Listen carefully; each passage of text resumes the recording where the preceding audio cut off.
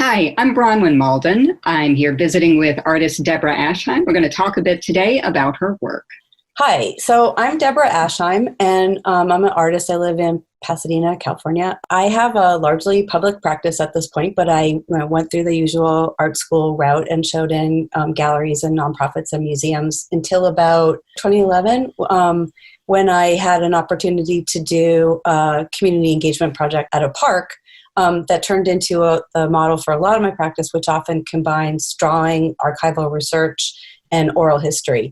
I also make large-scale things for public buildings a lot of the time, but even those projects are usually based on a deep research phase of community engagement. And I guess I feel like increasingly my art practice is evolving into something that is often called like social practice, where the community engagement and the part about critiquing power structures and participating with the non-art public are as important as the final product that I might make that's an artwork, or maybe even are the artwork itself.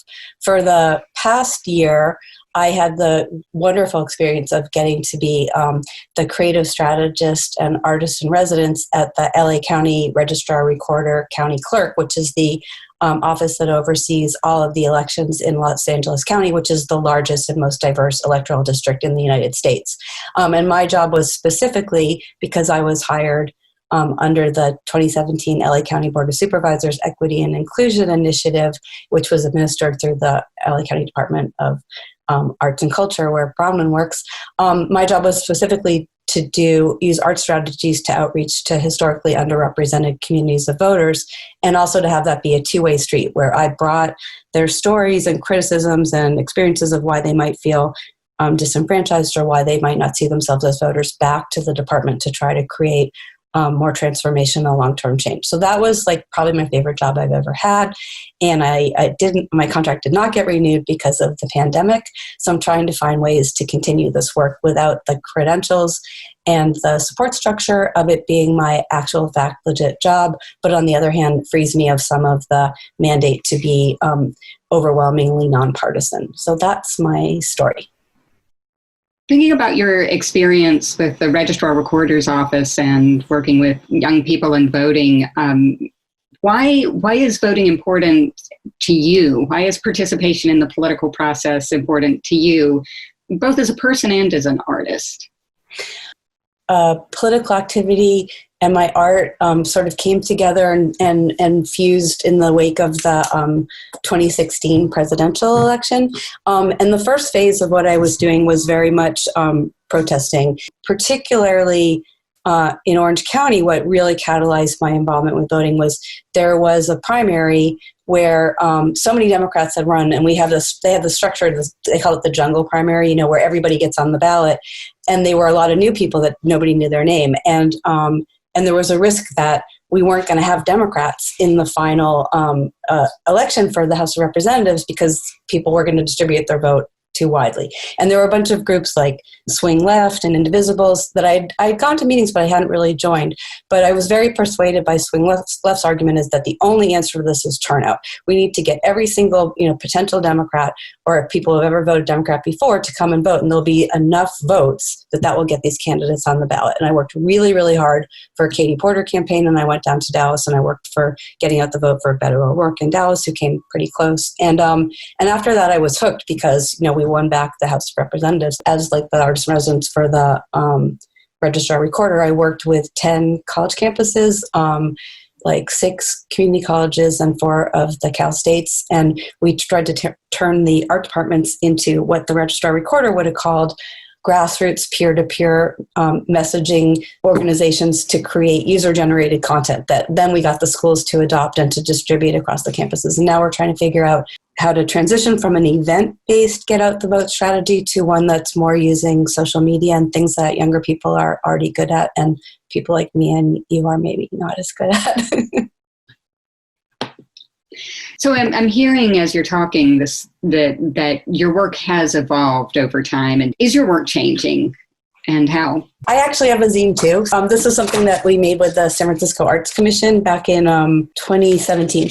And it sort of tells the story of my Well, it was the story of my involvement with the 60s, because the project that we did, it was for bus stop kiosks on Market Street. San Francisco Arts Commission has this project called Art on Market, where they invite artists to make poster designs for 36 bus stops that can tell a story as you walk down Market Street or drive down. And so this is I don't know how much you can see, but this is like me as a kid and, trying to be a hippie. And this is actually me in the summer of love, where I didn't go to San Francisco because I was 3 and I was distracted by having a new baby sister. But like I was telling you, I had this public engagement project. It was at Orange County Great Park, which used to be El Toro Marine Air Base, where I interviewed anybody who came to the park about their memories of the Nixon and Vietnam era in Orange County. In 2011 until 2015, 2016, I was researching these historical protest movements from the 1960s and just trying to understand the relationship to the time that we were living in, which I was mostly just critical of it because it was sort of like the victory of totalizing capitalism. And I felt like the corporatization of places like San Francisco that were incubators for radical political and creative thought had turned into sort of these, big bland headquarters for tech companies. And that was sort of my agenda. So I spent a lot of time like at Bancroft Library at Cal and at the library at UC Santa Cruz, just going through the archives and trying to find these old photos that I could draw from. This is like the Great Human Being, it's a Hell's Angel, and I'll show you some of these from my studio later. This is from an early Black Panthers, a Free Huey rally. But a funny thing happened in between the time when I was researching and making these drawings and when they went into the streets, which was I made them in the summer of 2016, and then the election was in 2016, and then they went up the summer after. And so suddenly these images that were a more like meandering exploration of what the 60s might mean to us now had this urgency, and they became inseparable from images of actions. So this is like the first really big protest march in San Francisco in April of 1967. These are some young people at it, from a photograph by a photographer named Michelle Vignes. And these are people marching from MacArthur Park to the Federal Building on November 12th, 2016, and then listening to some speakers talking about what are we going to do, how are we going to react to this, how are we going to respond. So I suddenly found myself in the sort of feeling of time travel. Everything I'd been researching and making drawings about was happening again, and I was in this other role of like a witness and a participant instead of just a nerd person digging through archives. So I've never had that feeling more strongly than now. I have a project called 365 Days of Voters, that if you go to 365 Days of Voters on Instagram, I invite you to be today's voter. Anybody can participate in it that's over 16 years old. So you don't have to necessarily be eligible in terms of citizenship or anything, because we'll just consider you a future voter. So I think I'm kind of like a little bit reductive. I only really have one message, which is like, look at these movements. They're so inclusive. Let me show you all the people. And that's kind of it's kind of all I have, but that's what I want to show. I just want to show that visually, and I want to give people a platform to tell their own stories.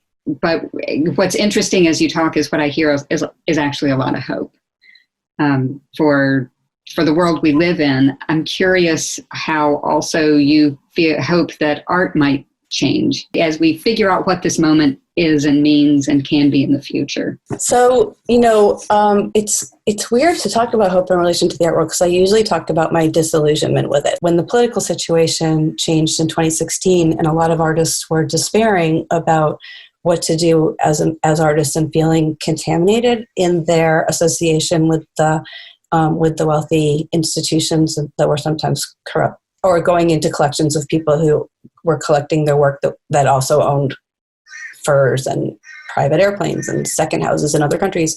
I was very relieved that I had a direct line of access to the public, that I could make things for hospitals and for fire departments and for public transportation, and that was sort of the saving grace. And I found that by making these sort of more accessible illustrational drawings, which were not a compromise to me. I actually loved drawing like that and always drew like that until art school told me not to. They were accessible to this audience, or interesting to this audience of maybe like 98% of all people that don't necessarily go to art galleries and museums and don't participate in that world. I am hoping that artists might take this as a invitation to recenter their priorities and to think about what art could be for them. Maybe that means just this more intimate daily practice in their studio without thinking about how they're going to position it, in the art market. But it also could mean rethinking the relationship between the artist and society. And it could be thinking about how you're an artist in your community instead of always thinking about this international artist audience that has a certain agenda. So that's kind of what I'm hoping with some of the changes that might come, that we could actually, like for me, the hardest thing about the pandemic is I felt really useful as an artist. I felt like I was using my art and my strategic thinking to try to bring people into really important social justice issues that were important to me. That's been that I have to say, just personally, that was more satisfying to me than any approval I ever got from the designated gatekeepers of the art world. I hope other artists feel that way and they will discover the satisfaction of that.